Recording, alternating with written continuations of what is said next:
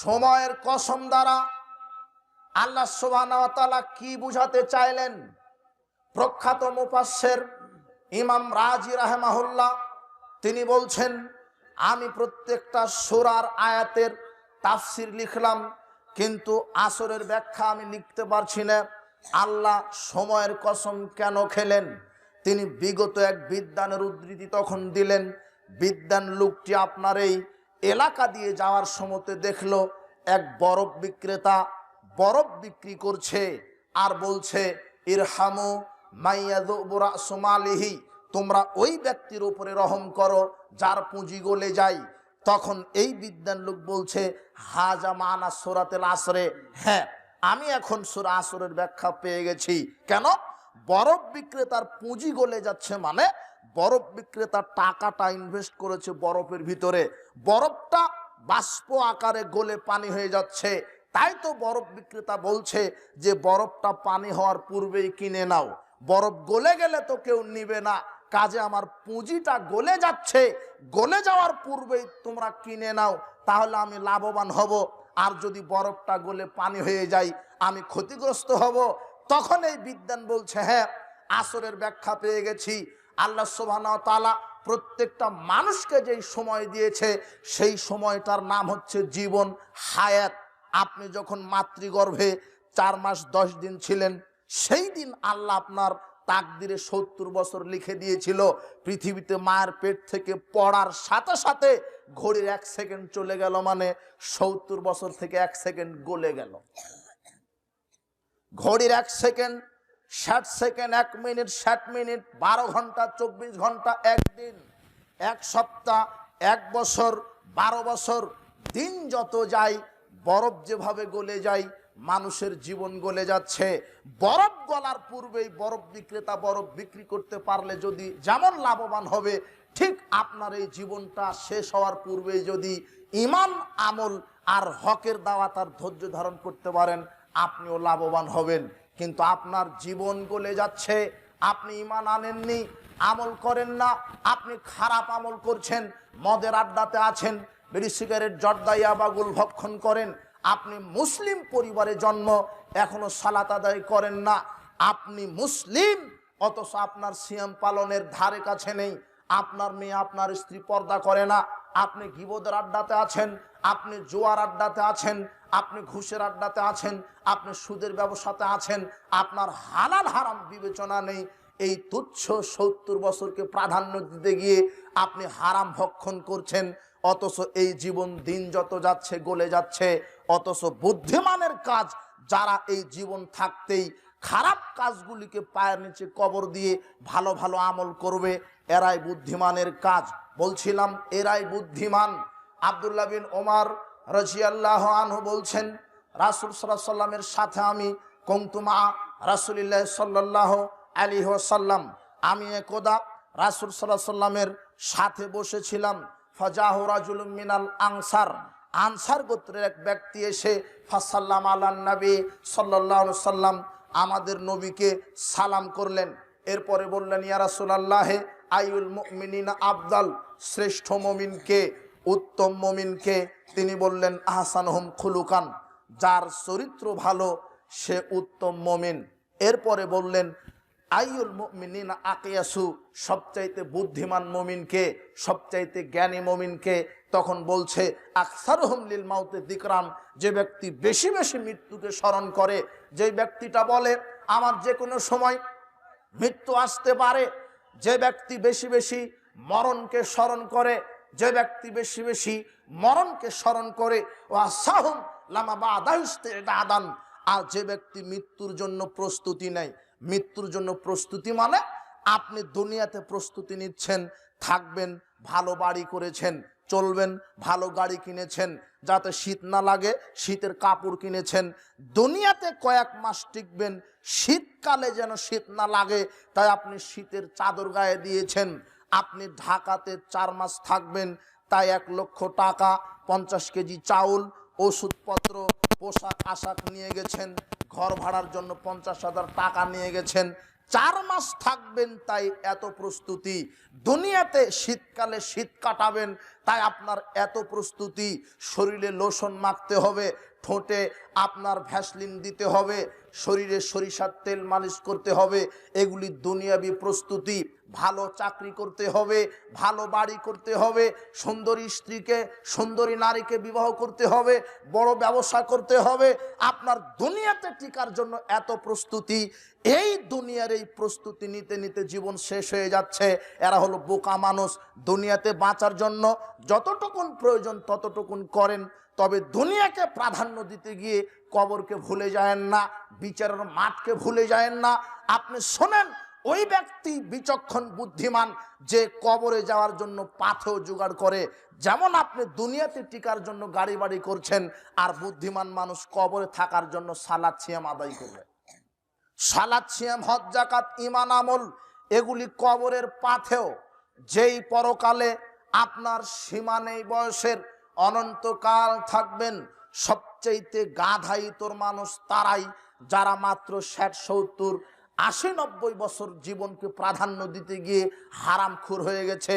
যারা সালাত আদায় করে না, যারা আল্লাহ পরকালকে মূল্যায়ন করে না, এরা সবচাইতে বোকা, অধম, ইতর।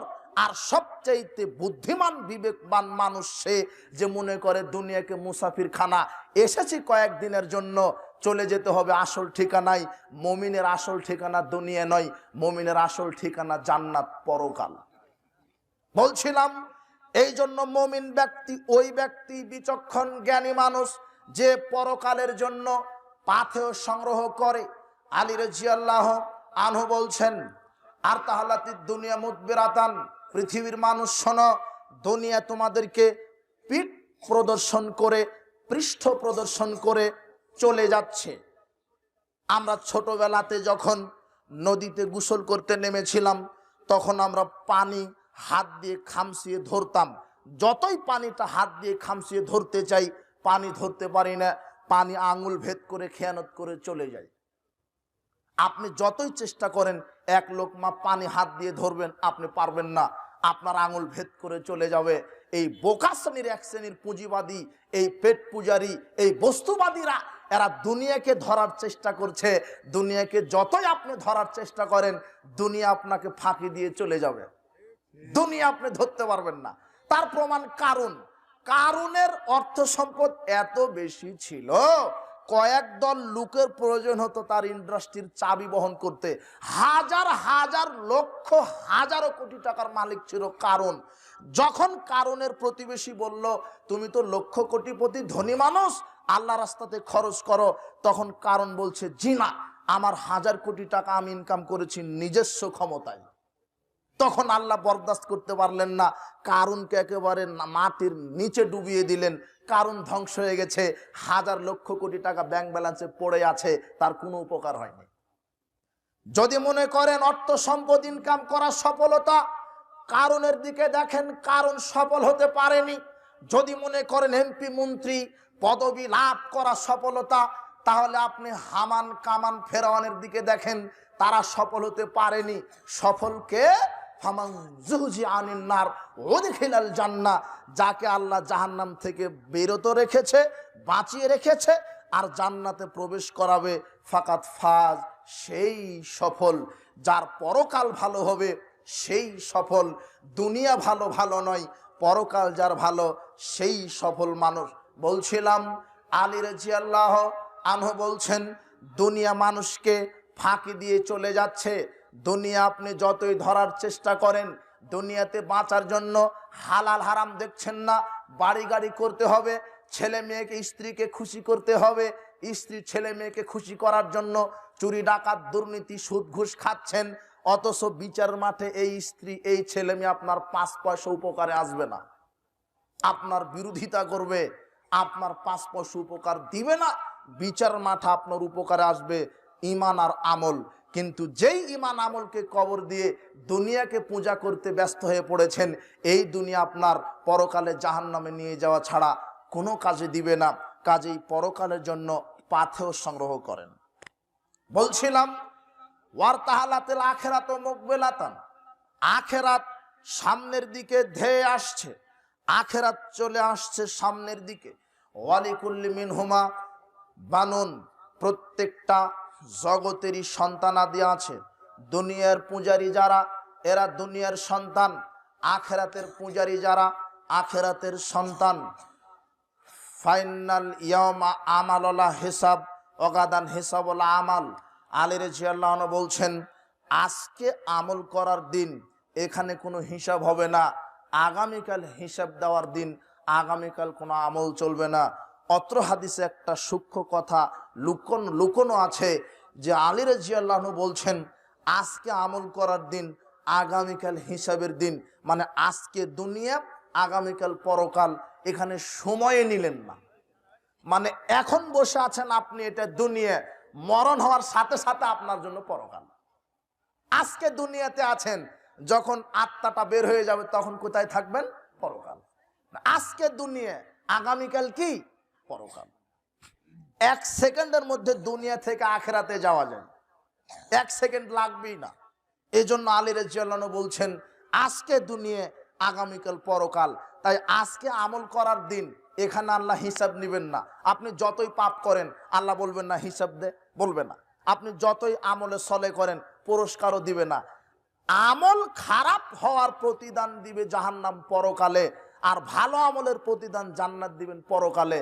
এখানে শুধু আমল করবেন, হিসাব কোথায় দিবে আল্লাহ? হিসাব নেবেন পরকালে। তো আজকে আমল করার দিন, আমল যদি আপনার ভালো হয় পরকাল ভালো হবে, আমল খারাপ হলে পরকাল খারাপ হবে। বলছিলাম মানুষ মারা যাওয়ার সাথে সাথে দুনিয়ার জন্য এত কিছু করছেন। যেই স্ত্রী, যেই সন্তান, যেই পরিবারের জন্য আপনি এত কিছু করছেন, এরা আপনার সাথে কবরে কেউ যাবে না, বিচারের মাঠে কেউ উঠবে না, এরা আপনার সাথে জাহান্নামে কেউ যেতে রাজি হবে না। কাজেই আপনি নিজে সৎকর্মের উপরে অটল থাকেন। আনাস রাদিয়াল্লাহু আনহু বলেন, রাসূল সাল্লাল্লাহু আলাইহি ওয়াসাল্লাম বলেছেন, ইয়াতবাউল মাইয়িতা সালাসুন, মানুষ যখন সালাসাতুন, মানুষ যখন মারা যায়, মানুষের সাথে তার কবরে 3টা জিনিস যায়। ইয়ারজি উসনানে ওয়ায়াবকা ওয়াহিদ, 2টা ফিরে আসে আর একটা তার সাথে থেকে যায়। ইয়াতবাউহু আহলুহু ওয়া মালুহু ওয়া আমালুহু। শোনেন, রাসূল সাল্লাল্লাহু আলাইহি ওয়াসাল্লাম বলছেন, মানুষ মারা যায়, 3টা জিনিস যায়, 2টা ফিরে আসে, একটা তার সাথে থাকে। 3টা যায়, 1 তার পরিবার সমাজের লোক, 2 সম্পদ খাটিয়ে, 3 আমল। আপনি দুনিয়াতে 70-80 বছর বেঁচে থাকা অবস্থায় যেই আমল করেছিলেন, ওই আমল আপনার সাথে সাথে খাটিয়ার উপরে, আপনার সাথে সাথে কবরে যায়। 3টা জিনিস যায়, মানুষ যায়, সমাজের লোক যায় আপনাকে দাফন করার জন্য, খাটিয়া যায়। 3 নাম্বার যায় আপনার আমল। ইয়ারজি উসনানে, 2টা ফিরে আসে। যেই সন্তানের জন্য আপনি এত গাড়ি বাড়ি করলেন, সুদ ঘুষ খেয়ে দুর্নীতি চুরি ডাকাতি করে, যার জন্য দুনিয়াকে প্রাধান্য দিতে গিয়ে ঠিক মতো সালাতও আদায় করতে পারলেন না, এই সন্তান মাটি দেওয়ার পর ওখানে আর 1 সেকেন্ড দেরি করবে না, চলে আসবে। আর স্ত্রী তো কবরে যাবে না, ও ভয় করে নাকি কবরে গেলে ভয় হবে, ও চলে আসবে। যেই সমাজের লোকের জন্য এত কিছু করলেন, ভালোবাসেন, এই সমাজের লোক মাটি দিয়ে চলে আসবে। খাটিয়া থেকে আপনার দেহটা কবরে রাখার সাথে সাথে খাটিয়া পাঠিয়ে দেওয়া হবে মসজিদে, 2টাই চলে আসবে। আপনার সাথে থেকে যাবে আপনার এই দুনিয়ার আমলগুলি। কেউ নেই, একা আপনি, আমলগুলি থেকে যাবে। এই বাচ্চাগুলো চুপ থাকো, না হলে চলে যাও। কথা বলছো কেন? হাতে কি তোমার? দেখি কি মোবাইল? হ্যাঁ, দেখছেন?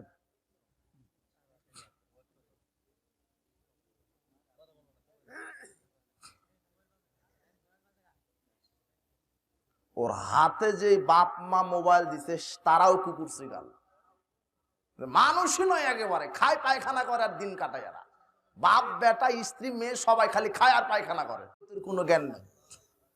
শরীয়তের জ্ঞান থাকতো তাহলে এই ছেলেকে মোবাইল দিয়ে এখানে পাঠাতো না, আর এখানে কুকুরের মতো চিল্লাচিল্লি করতো না।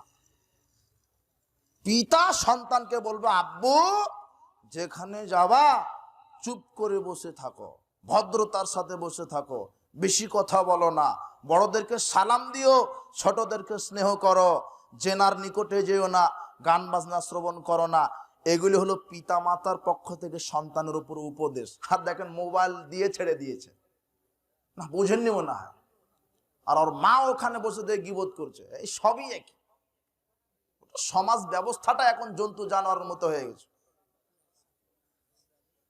কি বুঝাবেন এদেরকে?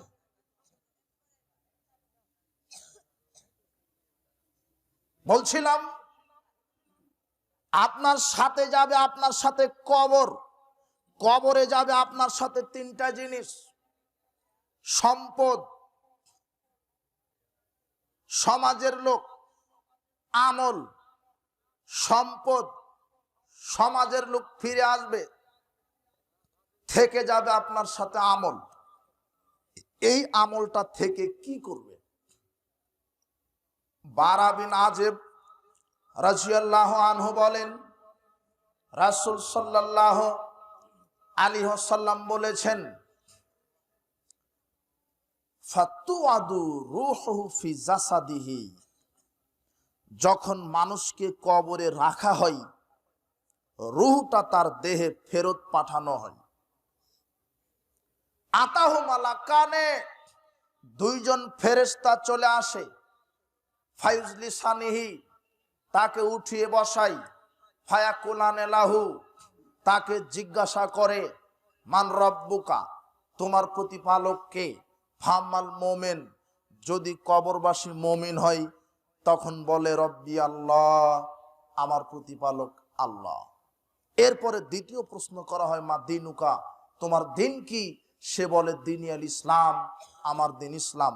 তৃতীয় প্রশ্ন করা হয়, মাহাজার রাজুল আল্লাযী বুইসা ফিকুম, তোমাদের উপরে একজনকে নবী করে প্রেরণ করা হয়েছিল, তার সম্পর্কে জানা আছে? তখন কবরবাসী বলবে, হ্যাঁ, হুয়া আব্দুল্লাহ ওয়া রাসূলুহু, উনি হচ্ছেন আল্লাহর দাস, আল্লাহ রাসূল। তিনটা প্রশ্নের উত্তর যখন দিতে পারবে, ইউনাদি মুনাদিম মিনাস সামা, আল্লাহ সুবহানাহু ওয়া তাআলা আকাশ থেকে বলবেন ফেরেশতাদ্বয়কে, আং সাদাকা আব্দি, হে ফেরেশতাদ্বয়, আমার এই বান্দা সত্য কথা বলেছে, ফাফরিশু মিনাল জান্নাহ, তার জন্য জান্নাতের কবরেই বিছানা বিছিয়ে দাও। ওয়াল বিসু মিনাল জান্নাহ, জান্নাতের পোশাক পরিয়ে দাও। ওয়াফতাহু লাহু বাবান ইলাল জান্নাহ, জান্নাতের দিকে একটা দরজা কেটে দাও। ইয়াতিহি, যাতে করে জান্নাতের হাওয়া আলো বাতাস কবরে শুয়ে থেকেই সে ভোগ করতে পারে। এটা মুমিন ব্যক্তিদের কবরের অবস্থা। তবে এখানে একটা কথা ছুটে গেল, আল্লাহ সুবহানাহু ওয়া তাআলা বলছেন, ইন্নাল্লাযীনা ক্বালু রাব্বুনাল্লাহ, যারা বলবে যে আমার রব আল্লাহ, আইনদাতা, বিধানদাতা, যারা তাওহীদের উপরে প্রতিষ্ঠিত থাকবে, শিরক করবে না, সুম্মাস্তাকামু, এর উপরেই কায়েম থাকবে, এই মুমিন ব্যক্তিদেরকে মৃত্যুর সময় তার জন্য হাজার হাজার ফেরেশতা নাজিল হয়।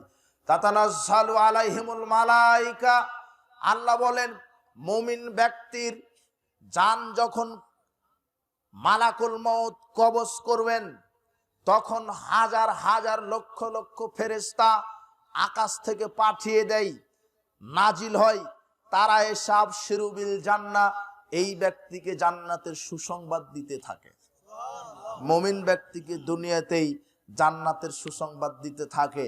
বারা বিন আজেব রাদিয়াল্লাহু আনহু বলছেন, রাসূল সাল্লাল্লাহু আলাইহি ওয়াসাল্লাম বললেন, ইন্নাল আবদাল মুমিনা, যখন কোনো মুমিন ব্যক্তি ইযা কানা ফি কিতাম মিনাদ দুনিয়া ইকবালিন মিনাল আখিরা, যখন দুনিয়া ত্যাগ করে আর আখিরাতের দিকে যেতে থাকে, নাযালা ইলাইহি মিনাস সামায়ে মালায়েকা, আল্লাহ মুমিন ব্যক্তিকে জান্নাতের সুসংবাদ দেওয়ার জন্য হাজার হাজার ফেরেশতা তার নিকটে পাঠিয়ে দেন।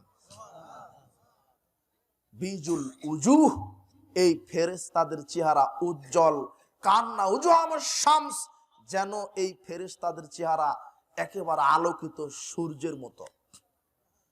মাহুম কাফানুম মিন আকফানিল জান্নাহ ওয়া হানুতুম মিন হানুতিল জান্নাহ, এই যে হাজার হাজার ফেরেশতা মুমিন ব্যক্তির জানকে কবজ রূহকে রিসিভ করার জন্য জান্নাতের কাফন সমূহের মধ্যে কাফন আর জান্নাতের সুগন্ধির মধ্যে সুগন্ধি নিয়ে হাজির হয়ে যায় পৃথিবীতে। ইয়াজিউ মালাকুল মউত, মালাকুল মউত আত্মাটা কবজ করার জন্য চলে আসেন। ইনদার আসিহি, তার মাথার নিকটে বসেন। বসার পরে বলেন আইয়াতুহান নাফসুত তাইয়্যিবা, হে পবিত্র আত্মা, উখরুজি ইলা রব্বিকা মাগফিরাতিম মির রব্বিকা ওয়া রিদওয়ানিন, শোনো পবিত্র আত্মা, তুমি বের হয়ে আসো তোমার রবের ক্ষমার দিকে, রবের সন্তুষ্টির দিকে। তাখরুজু তাসিলু কামা তাসিলুল কাতরাতু মিন ফিস সিকায়ে, যখন মালাকুল মউত শুধু বলে যে আত্মা, পবিত্র আত্মা, রবের ক্ষমার দিকে, সন্তুষ্টির দিকে বের হও, তখন মুমিন ব্যক্তির আত্মাটা গ্লাস থেকে পানি যেভাবে কাট করলে ঢেলে পড়ে বের হয়ে যায়, ওভাবে পানির মতো করে সুন্দর আস্তে করে মুমিনের আত্মাটা বের হয়ে চলে আসে। কোনো কষ্ট বুঝতে পারবে না মুমিন ব্যক্তি। এই আত্মাটা মালাকুল মউত হাতে নেওয়ার সাথে সাথে এক সেকেন্ড দেরি করে না। ওই যে হাজার হাজার ফেরেশতারা জান্নাতের কাফন সময়ের কাফন আর জান্নাতের সুগন্ধি থেকে সুগন্ধি নিয়ে রেডি হয়ে আছে, ওই আত্মাটা রিসিভ করবে। মালাকুল মউত আত্মাটা নেওয়ার সাথে সাথে জান্নাতের কাফনের কাপড় উপরে রেখে দেয়। এই হাজার হাজার ফেরেশতা এই আত্মাটা নিয়ে আর দুনিয়াতে এক সেকেন্ড দেরি করে না, সরাসরি চলে যায় প্রথম আসমানে। গিয়ে আসমানের দরজা খুলতে বলে। প্রথম আসমানে যারা আছে তারা বলে কে, কার আত্মা? তখন এই ফেরেশতারা বলে অমুকের ছেলে অমুকের আত্মা, এটা খুব দামি আত্মা। সঙ্গে সঙ্গে প্রথম আসমানের দরজা তার জন্য খুলে দেওয়া হয়। তার আত্মার মর্যাদা, মুমিন ব্যক্তির আত্মার মর্যাদা, আসমানের দরজা খুলে দেওয়া হয়। দ্বিতীয় আসমানে একই ঘটনা, তৃতীয় আসমানে। এইভাবে যখন সপ্তম আসমানে চলে যায়, তখন আল্লাহ ফেরেশতাকে বলে শোনো, এই মুমিন ব্যক্তির নামটা সপ্তম আসমানের উপরে ইল্লিনে লিখে রাখো, আর এর রূহটা ওই তার কবরে ফেরত পাঠাও। আমি কবর থেকেই বিচার মাঠে তাকে উঠিয়ে তাকে সরাসরি জান্নাত দান করব। যখন আত্মাটা ফেরেশতারা আবার সপ্তম আকাশ থেকে তার কবরে নিয়ে, তখন তার দেহের ভিতরে আত্মাটা ফেরত পাঠায় তখনই দুইজন ফেরেশতা আসে, এসেই তাকে উঠিয়ে বসাই। তারপরে জিজ্ঞাসা করে তোমার রবকে, তোমার দিন কি, তোমার নবীকে। তখন সে উত্তরগুলি বলে। যখন উত্তরগুলি বলতে পারে, তখন আল্লাহ বলে যে সত্য বলেছে, কাজেই আমার এই মুমিন বান্দার কবরে তুমি জান্নাতের বিছানা বিছিয়ে দাও, জান্নাতের পোশাক পরিয়ে দাও, কবরকে জান্নাতের একটা টুকরা বানিয়ে দাও। এইভাবে যখন ফেরেশতা দয় কবরকে এইভাবে সাজসজ্জা করে দেয়, ওয়ায়ুসাউলাহু মাদ্দা বাসারিহি, এবং আল্লাহ বলেন তার কবরকে, তার দৃষ্টি শক্তি যত দূর যায় তার কবরকে তত বড় প্রশস্ত করে দাও। এটা মুমিন ব্যক্তির কবরের জীবন। যখন এইভাবে পরিবেশ করে দুইজন ফেরেশতা চলে যাবে, ইয়াতিহি রাজুলুন, এক ব্যক্তি চলে আসবে কবরে। দুজন ফেরেশতা যখন কবর থেকে চলে যাবে, তখন একজন ব্যক্তি কবরে চলে আসবে। আসার সাথে সাথে একজন ব্যক্তি এসে বলবে, এত সুন্দর ব্যক্তি, হাসানুল ওয়াজহ হাসানুস সিয়াব, সুন্দর সুগঠিত, একেবারে সুন্দর রূপময় সুদর্শন যুবক চলে আসবে। এসে বলবেন তুমি সুসংবাদ গ্রহণ করো, হাযা ইয়াউমুকাল্লাযী কুনতা তুআদু, তোমার এই দিনের ওয়াদা করেছিলেন আল্লাহ, তোমার কবর সুন্দর হবে, তুমি সুসংবাদ গ্রহণ করো। তখন কবরবাসী বলবে, এই মানাংতা, তুমি কে? তুমি যে আমাকে এসে জান্নাতের সুসংবাদ দিচ্ছ, তুমি কে? তখন ওই ব্যক্তিটা বলবে আনা আমালুকা সলেহ। ওই যে মনে করে দেখো, তুমি যে দুনিয়াতে 60-70 বছর বেঁচেছিলে, 70 বছরের যত ভালো আমল করেছো, আমি তোমার সব ভালো আমল আমি আজকে তোমাকে জান্নাতের সুসংবাদ দিতে এসেছি। এটা মুমিন ব্যক্তির কবরের জীবন। আরো অনেক হাদিস আছে, সময় সংকীর্ণ। এবারে আসেন কাফের, ফাজের, খারাপ, জালেমদের কবরের জীবন। জালেমের আত্মাটা মালাকুল মউত নিতে আসবে। মালাকুল মউত এসে বলবেন আইয়াতুন নাফসুল খবিসা, হে অপবিত্র আত্মা।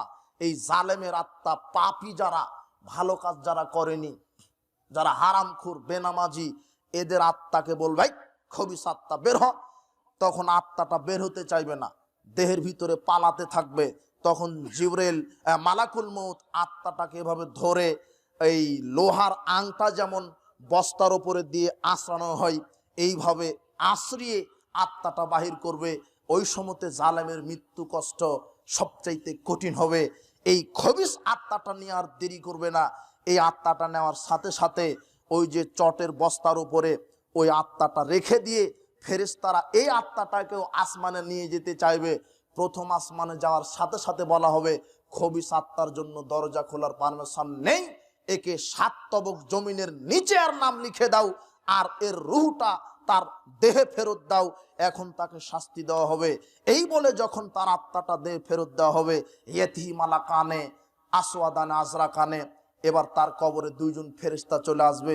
ইউকালুল আহাদিহুমাল মুনকার আখালুন নাকের, একজন হবে মুনকার, আরেকজন হবে নাকের। যাদের চোখ হবে নীল, শরীর হবে একেবারে কালো কিশমিশে ভয়ঙ্কর চেহারা, কবর হবে অন্ধকার। তারা এসে বলবে মা কুনতা তাকুলু ফি হাজার রাজুলিল মুহাম্মদ, মা কুনতা তাকুলু ফি হাজার রাজুলে, আচ্ছা তোমাদের উপর নবীকে প্রেরণ করা হয়েছিল বলো। তখন তারা বলবে হা লাদ্রি, আমি তো জানি না, আমি তো বলতে পারবো না। যখনই বলবে হা লাদ্রি, আমি বলতে পারবো না, ইউযরাবু বিমাতারিকা মিন হাদিদ, তাকে লোহার হাতুড়ি দিয়ে পিটাতে থাকা হবে। পিটাতে পিটাতে এমন বড় লোহার হাতুড়ি, লাউ দরে বা বিহা জাবালুন সারা তোরাবান, যদি পাহাড়ের উপরে মারা হয় তাহলে পাহাড় ফেটে ধুলিকণায় পরিণত হবে। এই লোহার হাতুড়ি দিয়ে তাকে পিটানো হবে। পিটানো হবে, যে পিটাবে ইউকাইদুল আমা সামমাহমির জাবাতুম মিন হাদিদ, সেই ফেরেশতা হবে অন্ধ, আর কানে শুনবে না। অন্ধ মানে ও কোথায় মারছে দেখতে পাবে না, আর ঠসা কানা মানে কানে শোনে না, মানে ও কত জোরে চিৎকার করছে ও বুঝতে পারবে না। কেন? ওর চিৎকার যদি বুঝতে পারে, ফেরেশতার অন্তরে দয়া হতে পারে, মার একটু ধীরে কমাতেও পারে। তাই ওর কানের শক্তি, শ্রবণ শক্তি আল্লাহ কেড়ে নেবেন। আর কোথায় মারছে এটা যেন দেখতে না পারে, কোথায় মাথা ফেটে চৌচির হয়ে যাবে, এইভাবে তাকে শাস্তি দেওয়া হবে। বেনামাজির কবরের শাস্তি, জালেম, সুদখোর, হারামখোরের শাস্তি এরকম হবে। এটা কবরের শাস্তি, হাতুড়ি দিয়ে তাকে পিটানো হবে। এটা খারাপ মানুষের শাস্তির জীবন, এভাবে শাস্তি দেওয়া হবে। হঠাৎ করে একটা কুৎসিত দুর্গন্ধযুক্ত মানুষ তার কবরে এসে বলবেন তুমি জাহান্নামের দুঃসংবাদ গ্রহণ করো। তখন এই খারাপ খবিস লোকটা বলবে মানাংতা, তুমি কে? তখন বলবে আনা আমালুকাল খবেস, আমি তোমার অপবিত্র, আনা আমালুকাল খবেস, আমি তোমার অপবিত্র আমল, খারাপ আমল, দুনিয়াতে যত খারাপ আমল করেছিলে, এই যে আমি তোমার খারাপ আমল, আমি তোমাকে জাহান্নামের দুঃসংবাদ দিতে এসেছি। আমল ভালো, কবর ভালো, আমল খারাপ, কবর খারাপ। খুব সাবধান। বলছিলাম আব্দুল্লাহ বিন ওমর রাদিয়াল্লাহু আনহু বলেন, রাসূল সাল্লাল্লাহু আলাইহি ওয়াসাল্লাম বলেছেন, ইন্না আহাদাকুম ইযা মাতা, যখন তোমাদের মধ্যে কেউ মারা যায়, উরিজা আলাইহি মাকাদু ফিল গাদাতি ওয়াল আসি, সকাল সন্ধ্যা তাকে তার থাকার জায়গায় কবরে দেখানো হয়। ইন কানা মিন আহলিল জান্নাহ ফামিন আহলিল জান্নাহ, যদি আপনি জান্নাতি মানুষ হন, সকালে জান্নাতে একবার দেখানো হবে কবরেই, বিকালে একবার জান্নাতে দেখানো হবে কবরেই, জান্নাত দেখাবে। ওয়াইন কানা মিন আহলিন নার ফামিন আহলিন নার, যদি আপনি জাহান্নামী ব্যক্তি হন, তাহলে সকালে একবার জাহান্নাম দেখানো হবে, বিকেলে একবার জাহান্নাম দেখানো হবে, আর বলা হবে হাজা মাকআদুকা, এটা তোমার থাকার জায়গা। হাত্তা ইয়াবআসাকাল্লাহু ইলাইহি ইয়াউমাল কিয়ামা, এই যে তুমি জান্নাতি মানুষ, এই যে তোমার থাকার জায়গায় জান্নাত, আর এই যে তুমি জাহান্নামী ব্যক্তি, তোমার থাকার জায়গায় জাহান্নাম। এই জায়গাতে আল্লাহ তোমাকে বিচারের মাঠে বিচার শেষ করার পরে তোমাকে জান্নাত জাহান্নাম দিবেন। যদি জান্নাতি হন জান্নাত, জাহান্নামী হলে জাহান্নাম। তবে সকাল সন্ধ্যা আপনার কাছে আপনাকে শাস্তি দেওয়ার জন্য জাহান্নাম পেশ করা হবে। কবর খুব কঠিন। আবু হুরায়রা রাদিয়াল্লাহু আনহু বলছেন, রাসূল সাল্লাল্লাহু আলাইহি ওয়াসাল্লাম বলেছেন, মুমিন ব্যক্তি যখন প্রশ্নের উত্তর দিতে পারবে তখন ফেরেশতারা বলবে, বাহ কাতকুন্না না আলাম আন্নাকা তাকুলু হাদা। হ্যাঁ, আমরা আগে থেকেই জানতাম যে তুমি ঠিক তুমি প্রশ্নের উত্তর দিতে পারবে। এখন কি করো? নাও, এখন তুমি ঘুমিয়ে থাকো। তুমি প্রশ্নের উত্তর দিতে পেরেছো, এখন ঘুমিয়ে থাকো। তখন কবরবাসী বলবে, না আর জিউলা আহলে, আমি আমার পরিবারে চলে যাব। আপনার সাময়িক এই দুনিয়ার কথা খেয়াল হবে কবরে, না না না আমি পরিবারে যেতে চাই। আখবিরুহুম, আমি তাদেরকে খবর দিব। কেন? যে আমি কবরে ভালোই আছি। তখন ফেরেশতারা বলবে, না না না, এটা তুমি বারজাখি জীবনে আছো, এখান থেকে না দুনিয়াতে যাবে না বিচার মাঠে যেতে পারবে আল্লাহর হুকুম ছাড়া। তুমি বারজাখি জীবনে আছো।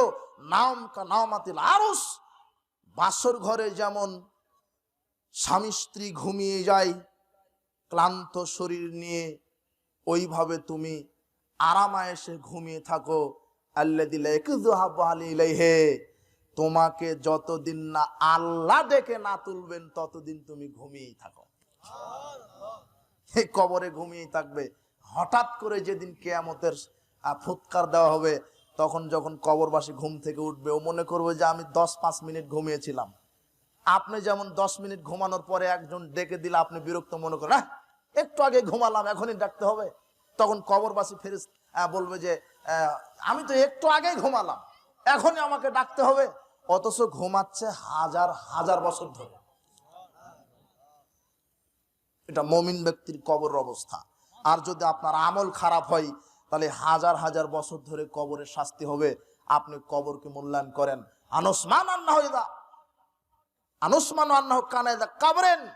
যখন উসমান রাদিয়াল্লাহু আনহু কবরের পাশে দাঁড়াতেন, বাকা, তিনি কান্নাকাটি করতেন, হাওমাও করে কান্নাকাটি করতেন। হাত্তা বললা লিহিয়াতাহু, তার চোখের পানি পড়ে দাড়ি ভিজে টপ টপ করে নিচে পড়তেন। ফাকিলাহু তাসকুরুল জান্নাত ওয়ান নার, তাকে জিজ্ঞাসা করা হতো, আপনি জান্নাতের আলোচনা করেন, জাহান্নামের আলোচনা করেন। ফালা তাবকা মিন তাবকি হাদা, আপনি এইভাবে কাঁদেন না যেইভাবে কবরের পাশে দাঁড়িয়ে কাঁদেন, ব্যাপার কি? তখন উসমান রাদিয়াল্লাহু আনহু বলছেন, শোনো, রাসূল সাল্লাল্লাহু আলাইহি ওয়াসাল্লাম বলেছেন, ইন্নাল কবরা আউয়ালু মানজিলিম মিন মানাজিল আখিরা, কবর আখিরাতের প্রথম ধাপ। ফাইন নাজা মিনহু ফামা বাদা আইসারা মিনহু, যদি কোনো মানুষ কবরে মুক্তি পেয়ে যায় আল্লাহ তাকে সব জায়গাতে মুক্তি দিয়ে জান্নাত দিয়ে দিবেন। ওয়াইন ইল্লাম ইয়ানজু মিনহু ফামা বাদা আশাদ্দু মিনহু, যদি কবরে আপনি ধরা খেয়ে যান সব জায়গাতে ধরা খেয়ে যাবেন। পুলসিরাত পার হওয়ার সময় কেটে জাহান্নামে পড়ে যেতে হবে, পড়তে লাগবে 70 বছর। খুব কঠিন কবর, খুব কঠিন। কিয়ামত বিচারের মাঠ কঠিন, জাহান্নাম আরো অনেক বেশি কঠিন। আল্লাহ তুমি আমাদের কবরের শাস্তি থেকে হেফাজত করো। বলছিলাম কবরের জীবন, আমল যদি ভালো হয় কবর ভালো, আমল খারাপ হলে কবর কিয়ামত মিজানের দাড়ি পাল্লা, মিজানের পাল্লা খারাপ। বিবেচনা আপনার। বুদ্ধিমান মানুষকে যে কবরের জন্য পাথেয় সংগ্রহ করে, ভালো আমলের জন্য পাথেয় সংগ্রহ করে, হালাল হারাম বিবেচনা করে চলে। এখন আপনার সাথে কয়েক মিনিট কথা এই যে কবরের শাস্তির ধরন কেমন হবে, কবরের শাস্তির কারণ কি কি কারণে কবরের শাস্তি হবে, কয়েক মিনিট। চুরি করে মারা গেলে শাস্তি হবে। 4, গীবাত পরনিন্দা করে মারা গেলে এরকম কবরের শাস্তি হবে। 5, পেশাব থেকে যারা সতর্ক অবলম্বন করে না, পেশাব করার সময় গায়ে পোশাকে ছিটা পড়ে, এদের কবরের শাস্তি হবে। 6, যারা ফরজ 5 ওয়াক্ত সালাত আদায় করে না, এদের কবরের শাস্তি হবে। 7, যারা রমাদানের সিয়াম পালন করে না, এদের কবরের শাস্তি হবে। 8, যারা মিথ্যা কথা বলে এদের কবরের শাস্তি হবে। 9 যারা সুদ খায়, সুদখোর, এদের কবরের শাস্তি হবে। 10 যারা জেনা করে, জেনাকার, এদের কবরের শাস্তি হবে। 11 যারা যেই আলেম হাফেজ মানুষকে দেখাবার জন্য ইখলাস না নিয়ে বক্তব্য দেয়, আমল করে না, কোরআন হাদিস জানা আছে আমল করে না, কোরআন হাদিস জানে কিন্তু আমল করে না, এই আলেমদের শাস্তি হবে। 11 যারা যে কোনো আল্লাহর সৃষ্টির প্রাণীকে শাস্তি দেয় অযথা, এদের শাস্তি হবে। 12 যাদের প্যান্টটা টাকনোর নিচে পড়ে যেই পুরুষ মানুষ, এদের কবরের শাস্তি হবে। বলছিলাম এগুলি শাস্তি হওয়ার কারণ। এবারে আসেন কবরের শাস্তির ধরন, কি কিভাবে কবরের শাস্তি দেওয়া হবে। 1 কবরবাসী খারাপ হলে তার কবরের শাস্তি হবে, কবরে তার জন্য আগুনের বিছানা বিছিয়ে দেওয়া হবে। 2 তার শরীরে আগুনের পোশাক পরিয়ে দেওয়া হবে। 3 জাহান্নামের দিকে দরজা কেটে দেওয়া হবে, জাহান্নাম থেকে যেন ধোঁয়া অগ্নিশিখা কবরে সে ভোগ করতে পারে। 4 এক শ্রেণীর কবরবাসীর জিহ্বা কাটা হবে, চোয়ালটা ফেড়ে ফেলা হবে, চোয়াল লোহার সাঁড়াশি দিয়ে ফেরেশতারা ফেড়ে ফেলে দিবে। কেন? ও মিথ্যুক, যারা মিথ্যা কথা বলে, এইভাবে শাস্তি হবে। 6 রক্তের নদীতে চুবানো হবে, কিনারাতে আসতে চাইবে, পাথর মেরে মাথা ফাটিয়ে দেওয়া হবে, আবার চলে যাবে রক্তের নদীতে হাবুডুবু খাবে। এই ব্যক্তিটা হলো সুদখোর, যে সুদের সাথে জড়িত, কবরের শাস্তি এরকম হবে। 7 এক শ্রেণীর নারী পুরুষকে আগুনের চুলাতে জ্বালানি হিসেবে ব্যবহার করা হবে, দাও দাও করে ভলভল করে আগুন উপরের দিকে যাবে, তারাও নগ্ন দেহ নিয়ে উপরের দিকে যাবে, আগুন নিস্তেজ হলে আবার নিচে চলে আসবে। এরা কারা? এরা হলো জেনাকার নারী পুরুষ, যারা পরকীয়া করে, প্রেম ভালোবাসার নামে যুবক যুবতী দেহ ব্যবসা করছে। যেই নারীটা স্বামীর অবর্তমানে আর এক পুরুষের সাথে পরকীয়া করছে, দেহ ব্যবসা করছে, যেই স্বামী নিজের স্ত্রী বাদ দিয়ে পরের স্ত্রীর কাছে গিয়ে দেহ বিক্রি করে, এই যারা জেনা করছে এদের কবরের শাস্তি হবে কি? এদেরকে আগুনের চুলাতে পোড়ানো হবে কিয়ামত পর্যন্ত। জাহান্নামের শাস্তি তো আছেই। এরপরে কি আর কিভাবে শাস্তি দেওয়া হবে? পাথর দিয়ে মাথা ফাটানো হবে। রাসূল সাল্লাল্লাহু আলাইহি ওয়াসাল্লাম জিজ্ঞাসা করছেন, কেন এই লোকের মাথা ফাটানো হচ্ছে? তো বলছে যে ও কোরআন হাদিস জানতো খুব, কিন্তু আমল করতো না, তাই তার মাথা ফাটানো হচ্ছে। তো যারা জানা অনুপাতে আমল করে না, তাদের মাথা ফাটানো হবে কবরে। এরপরের শাস্তি কি? আযাবুল কাফির ফি কবরিহি, কবরে আল্লাহদ্রোহী যারা, কাফের মুশরিক যারা, বেনামাজি যারা, এদেরকে শাস্তি দেওয়ার জন্য আল্লাহ 99টি তিননিন সেট করবেন। আর তাদরুনামাত তিননিন, সাহাবীদেরকে রাসূল সাল্লাল্লাহু আলাইহি ওয়াসাল্লাম বলছেন, তিননিন কি তোমরা জানো? তো না, আমরা তো জানি না। সাবুনা হাইয়াত লিকুল্লি হাইয়াতিন তিসুন রুসিন, একটা তিননিন মানে 70টি সাপ, 99টি তিননিন মানে 70 দিয়ে 99কে গুণ করলে 6930টি সাপ হয়। 6930টি সাপ বেনামাজির কবরে থাকবে, আর এক একটা সাপের মাথা থাকবে 9টা করে। কিয়ামত দুনিয়া ধ্বংস শেষ হওয়া পর্যন্ত তাকে হাজার লক্ষ লক্ষ মাথা দিয়ে তাকে দংশন করতে থাকবে। আপনাকে কবরের শাস্তি কি দিয়ে বুঝাবো? কবরের শাস্তি কি দিয়ে বুঝবেন? কি দিয়ে আপনি হালাল হারাম বিবেচনা করবেন? কিভাবে আপনি সুদ ঘুষ থেকে ফিরবেন? কিভাবে আপনি মুসলিম হওয়ার পরও সালাত আদায় না করে থাকেন, বেনামাজি হয়ে বেঁচে থাকেন? না কুকুর শিগাল আপনার চাইতে ভালো? যারা বেনামাজি তারা কুকুর শিগালের চাইতে খারাপ। যারা আল্লাহর বিধানকে মানে না, হালাল হারাম বিবেচনা করে না, দিন রাত বিড়ি সিগারেট জর্দাইয়া বা গুলখুর আপনি খেয়ে বাঁচেন, আপনার জন্য কবরের শাস্তি রেডি আছে। আপনি বিশ্বাস করেন ভালো মানুষকে কবরের শাস্তি দিবে না? ভালো মানুষের পাওয়ারই আলাদা। ভালো মানুষ কবরে যখনই সে ফেরেশতারা উঠিয়ে বসাবে, তখনই ফেরেশতাদেরকে চটে বসবে, ভাই থামো, আগে প্রশ্ন পরে, আগে আমি সালাত আদায় করবো। সুবহানাল্লাহ, গতি আলাদা। ও তো সালাত আদায় করে করেই মারা গেছে। যখন ওকে উঠানো হবে তখন ও ফেরেশতাকে ধমক দিবে, ভাই বেটা থামো, প্রশ্ন পরে, আগে আগে আমি আসরের সালাত আদায় করব।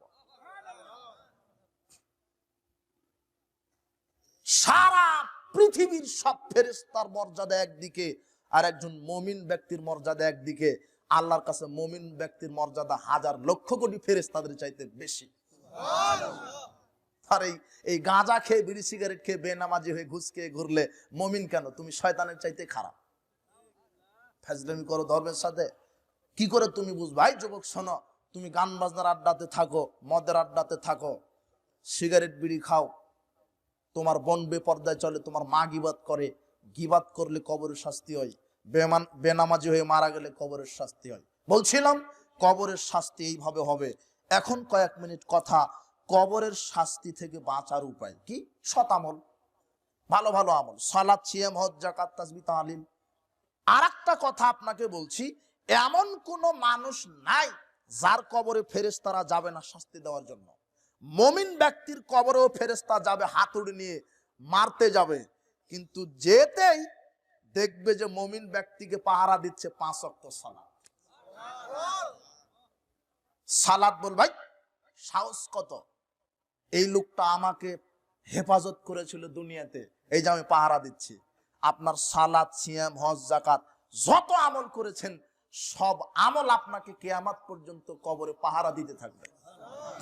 তো আপনি আমলই করেননি, কে পাহারা দিবে? বুঝেন কিছু? ধর্ম কিছু বুঝেন? এমনিতেই তো খান আর পায়খানা করেন। কিভাবে আপনাকে বুঝাবো কবর কত কঠিন? রাসূল সাল্লাল্লাহু আলাইহি ওয়াসাল্লাম বলছেন, আমার কবরের চাইতে আশ্চর্য ভয়াবহ জিনিস আমাকে দেখানো হয়নি। কবরে এত ভয়াবহ জিনিস যেটা আপনি মূল্যায়ন করতে চাচ্ছেন না। বলছিলাম সৎ আমল করেন, কবরের শাস্তি থেকে বাঁচা যাবে। বেশি বেশি সূরা মুলক তেলাওয়াত করবেন। হিয়াল মানিয়াতু হিয়াল মুনজিয়াতু তুনজিহি মিন আযাবিল কবরে। সূরা মুলক যদি তেলাওয়াত করা থাকে তাহলে কবরের শাস্তি থেকে সূরা মুলক আপনাকে বাঁচিয়ে দিবে। সূরা মুলক তেলাওয়াত করেন, ফেরেশতাকে বাধা দিবে, বাধা দানকারী সূরা, সূরায়ে মুলক। তাহলে কবরের শাস্তি থেকে বাঁচার জন্য বেশি বেশি কোরআন তেলাওয়াত, আর যত আমলে চলে বেশি বেশি দান সাদগা করবেন। দান সাদগা আপনাকে পাহারা দিবে, সালাত আপনাকে পাহারা দিবে। বেশি বেশি মসজিদে যাবেন, মসজিদ আপনাকে পাহারা দিবে। বলছিলাম সৎ আমল করলে কবরের শাস্তি থেকে বাঁচা যায়। এবার আপনাকে বলছি যে কবরের শাস্তি হবে না কাদের? এক, মামিন মুসলিমিন ইয়ামুতু ইয়াউমাল জুমাতা ওয়া লাইলাতুল জুমা। যে কোনো মুসলিম শুক্রবারের দিনে রাতে মারা গেলে ইল্লা ওয়াকাল্লাহু ফিতনাতুল কবরে, আল্লাহ তার কবরের শাস্তি থেকে তাকে বাঁচিয়ে দিবেন। তো এটা তো আপনার দ্বারা হবে না, যার তাকদিরে আছে সে। যে শুক্রবারে মারা যাবে তার কবরের শাস্তি হবে না, শর্ত হতে হবে মুসলিম। তো বেনামাজি কিন্তু মুসলিম নয়। আপনি বলবেন যদি বেনামাজি মারা যায়, তো বেনামাজি তো মুসলমানই না, বুঝেননি মনে হয়। মুসলিমকে যে সালাত আদায় করে 5 ওয়াক্ত, এই লোকটা শুক্রবারের দিন মারা গেলে তার কবরের শাস্তি থেকে আল্লাহ তাকে বাঁচিয়ে দিবেন। 2, যে ব্যক্তি শহীদ। 3, যে ব্যক্তি আল্লাহর দিন পাহারা দিতে দিতে মারা গেছে। এই যে এখন আপনি আপনার দিন পাহারা দিচ্ছেন আল্লাহ, এখন যদি আপনি মারা যান তাহলে আল্লাহ আপনার কবরের শাস্তি থেকে মুক্ত করে দিবেন।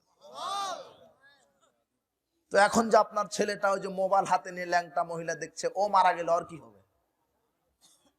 ওই যে জোয়ার আড্ডাতে আছে, ফ্রি ফায়ার গেমস, পাবজি, ছক্কা, লুডু, ক্যারাম খেলছে, তো ওদের কি হবে? ওই সময় মারা গেলে কি হবে? আর এখন আপনি মারা গেলে কি হবে? আপনি আছেন আল্লাহর পথে, আর হচ্ছে শয়তানের পথে।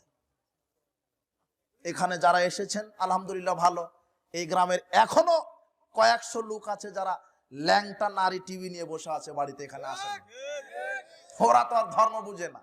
ওরা চিন্তা করছে আমি তো মাস গেলে ভালোই 50-60 হাজার টাকা বেতন পাই, আমি কেন ওখানে বসে বক্তব্য শুনবো? বক্তব্য শুনবে ভ্যান চালক, যারা ভিক্ষুক, যারা গরিব মানুষ, এরা শীতের কষ্টতে। আর আমরা বেতন পাই মাস গেলে মোটা অঙ্কের, দামি কম্বল দিয়ে শুয়ে থাকবো আর ওই জেনাবা বিচার দেখবো। দেখেন আপনি যান। আর যারা 5 ওয়াক্ত সালাত আদায় করবে, যারা বিপদে আছে, তারা আল্লাহকে ডাকবে, আমার তো বিপদ নাই।